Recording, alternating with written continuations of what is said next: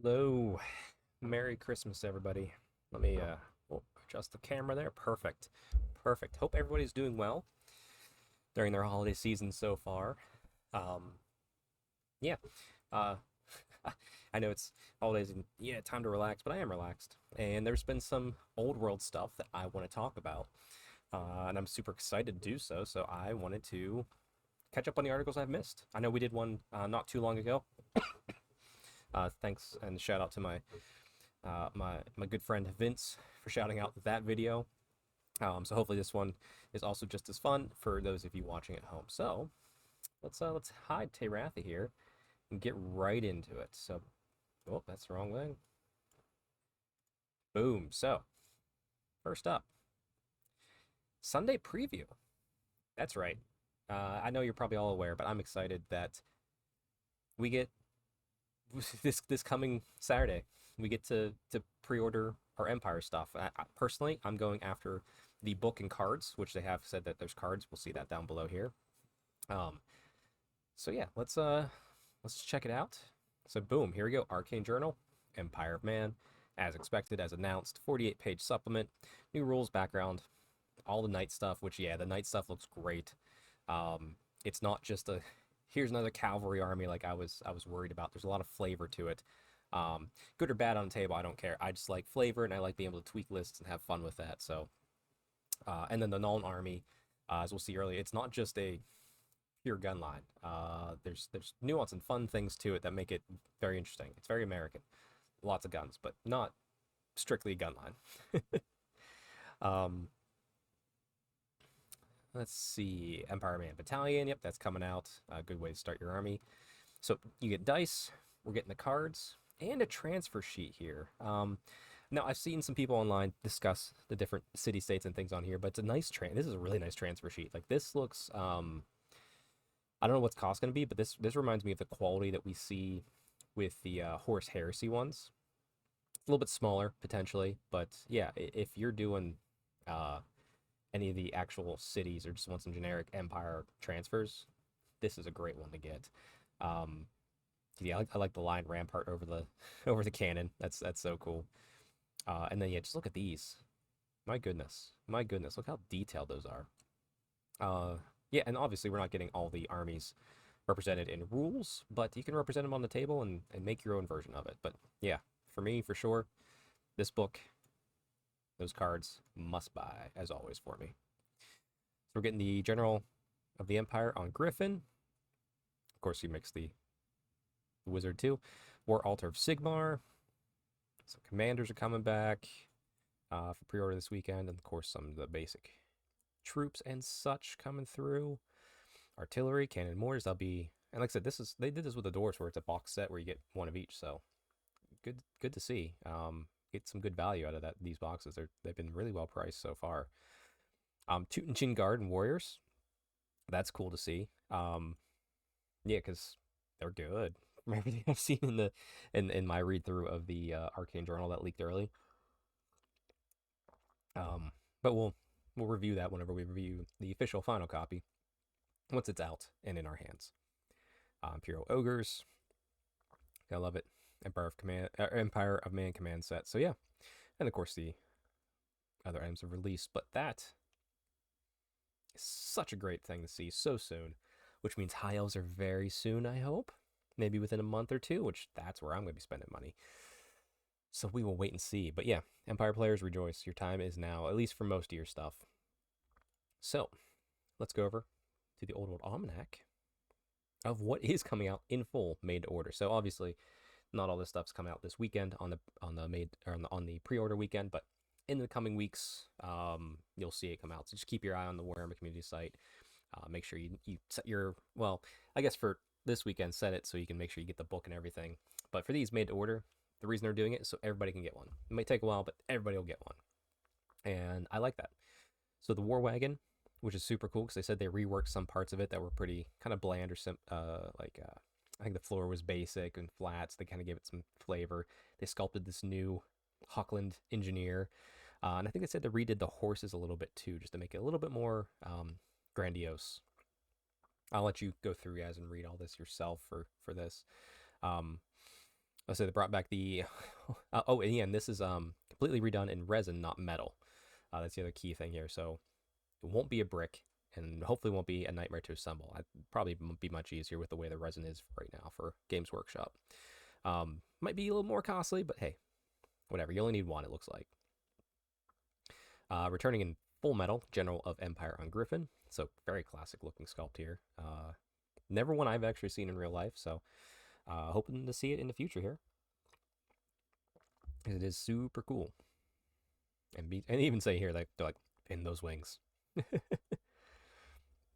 Commander on Empire on Pegasus. So this is another great one. Yeah, like you can clearly see the design elements that were taken from this and for that new, not Knight of the Blazing Sun, the leopard, the leopard guy, the new hero they made. I like this. I don't have this version. I have the High Elf version, which I think is the same Pegasus, just a different, obviously rider and saddle. But I like this old Pegasus sculpt. It's a really good one. It's just powerful. So another fun one to pick up, probably all in metal still. Commanders of the Empire. So this, I don't have Empire, but man, I love the character in these. It's like, especially this one right here. Like that's just, he's so cool. They're all fantastic. Of course, some riflemen, engineers, banner. But yeah, I don't have a need, but I have a want. So I may get these on made to order just in case. And to be fair, if the price is right, maybe this too, just in case I ever start an Empire army, because I could see myself having one, but I digress. And yeah, that's it. That's what's coming out on the made to order eventually. So this will be stuff in the near future, nearish. So looking forward to it. But also, as much as I want this stuff, I might hold off just because we're gonna get lots of fun stuff for High Elves, and I'm gonna want it. All right. Last article on this Christmas Eve day, and I'm recording this at 11:30 a.m. my time, Christmas Eve. So you'll probably see it around the afternoon here because I get it up and edited and all that fun stuff. All right, so Old World Almanac, the Empire and its Armies of Infamy. So I've glanced through this, so we're going to read through it kind of together on this one, because this one is fresh out the hopper today at the time of recording, which has got me so excited to want to do this recording. All right, so Chaos may be an ambience, I don't know what that word is. Let's tell you what, let's do this together. We're going to search this together. A noun means a temporary suspension or halt of something. Okay, there we go. Old World's enjoying a time of relative peace, but the devil's in the making. The devil is making work for the idle hands of the Empire Man, largest human nation in the West, at least. Has been experiencing years. We've had years experienced turmoil and civil war. It's only getting worse. The era of the three emperors is past. Okay, so we're kind of dialing in exactly where we're at. All right, so the era of three emperors is past. We are now in the anarchy. While electors bicker and jockey for power, darker forces stir in the north. Here's what our friends in Warhammer Old World team have to tell us. So also, can we just talk about how great this is? Seeing these old castles, the mighty Empire castles, which I'm thankful to have a set myself. Local club has like 12 sets. Because the gentleman who helps run that loves it. And just seeing all this stuff on squares, just this classic siege battle. Like, it's just so chef's kiss. All right, anyway, JTY. Hans van Lowenhack is the archetype of an imperial soldier who has risen through the ranks, modest background. He's become one of the foremost generals in the Empire now, by doing his job very well. Very, very well. But because the Empire is quite unstable at the present, he's worked for many different bosses, so he's more of a mercenary, and as such, a figure might be during a more stable period. He's moved around the states and fought for various state armies in the service of several Empire counts as alliance shifts almost overnight. Okay, so he's for the Empire, but the alliances might shift based on who he thinks is best for the Empire, potentially. All right, at present, he's working for the city-state of Null, leading our first Army of Infamy. This is a classic formation returning from the early 2000s. It was one of the first themed armies in Warhammer Fantasy Battle under the guise of Artillery Train of Null. We've taken the concept and run with it. Which also, can I say how much I love Nuln's color scheme? I mean, black and gold, like, there it is. There. Yeah, there's a terrible towel. I'm a Pittsburgh native, so black and gold's a good color scheme for me. All right, JTY. In many ways, the Empire is not quite as divided as it appears. The army of Osterland, for instance, will look very similar to that of Reichland and those of other electors. We've decided to focus our Arcane Journal on one or two regions rather than writing a larger book covering various provinces. Okay, so a little more all-encompassing, as it makes sense that a core city-state that's very powerful might influence the ones around it. I guess that makes sense for me. Plus, also, that book would be huge if they did every province. So they have similar forces all around. All right, Nuln is prominent in the background during this period when it's an independent free state rather than the capital of Wisenland, as we find in other such times, such as during the era of Karl Franz. Okay, so this is one of those things that's hard to resist because like you see an army themed up well, and Nuln is a great scheme in my mind.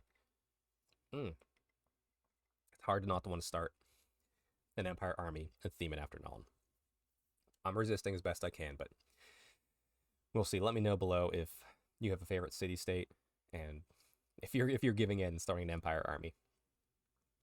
All right, Nuln. Okay, from Danny. Nuln takes its independence seriously. First check for the Americans right there. It has economic and political might to maintain this. It's close to two regimental powers of Reichland and Talbotland, but neither has the chops to tell it what to do. The gun shipments will simply stop. America check mark number 2. We're getting we're hitting them all. I love it. That said, we didn't want this army to be a pure gun line, which is great. That'd be very bad for the game. Armies of Null aren't just regiments of gunners with detachments of guns. They're halberdiers who fight with a handgun detachment on their flanks. And under certain unique bonuses, your detachments can include sergeants who can take weapons such as Huckland long rifles, and once per game they can fire in 2 ranks due to their handgun drills. You can also get more cannons. Perfect. We want you to have basic troops because there would always be basic troops. But hey, your sergeant gets a gun. Hey, we're going to play with the detachments to give you more gun fire, so it makes sense in the theme of it without overdoing it. And more cannons is always fun. The Road Wardens are an entertaining upgrade for the Outriders, a police-like force patrolling the roads around the city, making sure that trade flow within the sphere of influence. They're experienced horsemen who spend a lot of time on the roads dispatching brigands, bandits, and orc raiders. You can use the same models as the Pistoliers, but they're an opportunity to kit bash them as rugged veterans. By thematically limiting the choice of units available in your Grand Army, which, reading through it, there's a lot of limitations, but it really helps you focus on what you want and how you want to theme your army. So we'll get there in the review. By thematically limiting the choice of units available in the Grand Army, you can explore the character of an army infamy and do other things, like make a unique core of Outriders who can only be taken in very limited numbers outside of Nuln armies. Various electors and claimants to the throne are quite reluctant to work together, but when Harold Gumason, the second new character, calls upon them to act, it would be foolish to say no. He's a noble and knightly, and when you see rivals uniting to fight an external threat, it's usually under the command of someone like him. An apolitical actor who's earned the respect across borders. He's a glimpse of what the Empire will become. Like I said, fights for the Empire no matter what. That's great. So I like both those characters are willing to move around, but like this one's a little bit higher up. He's like, no. I don't care who controls this city as long as it's for the Empire at the end of the day, so I'll help you fight. All right. There are many knightly orders. Most are very small and focus on a particular area. Others, such as Knights Panther, exist everywhere. They are nominally devoted to Sigmar, though they're fairly secular compared to the likes of the Fiery Heart. Importantly, the order brings nobles together across political and regional divides, and Jemison has earned his position by being so trustworthy he can be used in your grand armies or as a leader of your second Army of Infamy, the Knightly Orders. Jemison brings a certain synergies. Oh, actually, let's look at that picture. That's cool. That's a good color scheme. Good luck painting panthers, but that's a cool color scheme. It brings certain synergies if you pick Knights Panther Force, but he can happily lead it in any other. There's also a Grandmaster profile in the Forces of Fantasy book that will allow you to build your own leader for any of the other orders.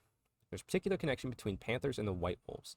The former have a duty to guard the Elector of Middenheim, who is one of the major claimants to the title of Emperor. This results in respect and healthy competition between the two within Osterland, particularly in the city of Middenheim. They're not rivals, as they both fundamentally exist for the benefit of the Empire of the two of its chief's gods. There are 5 knightly orders featured in this book. 3 have been seen before, and 2 of them are deeper in the background. One thing to remember is that the Reichsguard have yet to be founded, and we've never really fleshed out the Order of the Fiery Heart. It's up to you to decide how they look. Using the Empire Knights box with some judicious kit bashing, and I love that they encourage kit bashing in this game so much. I love kit bashing, and we don't see it enough in 40k and Age of Sigmar as far as encouragement goes. I feel honestly, but anyway, this is the case for many Knight orders, and we welcome people to invent more or choose a lesser order and make it their own. If you want to convert a Knights of Manon, for instance, and give them tridents, you absolutely can. Have fun. Love it. Love it, love it, love it. All right, we've always talked about Knights of War. They've never had an official miniature. There are only scant few images. Even the different chapter houses of larger order might differ from one another. Fiery Heart, for example, has fanaticism of the Reichland at the time.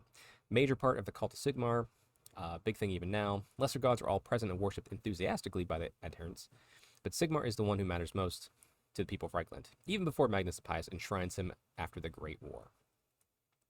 This gives you lots of options. The composition may seem first restrictive. It does, but once you start to unpack it with special rules with various orders, it opens up many other units. Knights Panther can take a unit of White Wolves, for instance. White Wolves can take an extra free company, but no Priest of Sigmar, Witch Hunters, and so on. So yeah. And damn, look at that art. I don't know if that's new. Looks like it might be older with a sepia wash, but looks good. Looks good. All right. We really wanted to try something that hadn't been done for the Empire before, an army representing a knightly order. We wanted to be able to vary it up. When you combine it with the special rules for the knightly orders on the back of the book, you will enjoy figuring out what they can do and take the army in directions you want. The Old World Almanac will return on the 26th of December for another look at the Empire Man, including politics and the Wizards familiars. First wave of Empire Man range will be pre-order from Saturday. Yeah, 4 dozens or more mentioned various. Okay, anyway.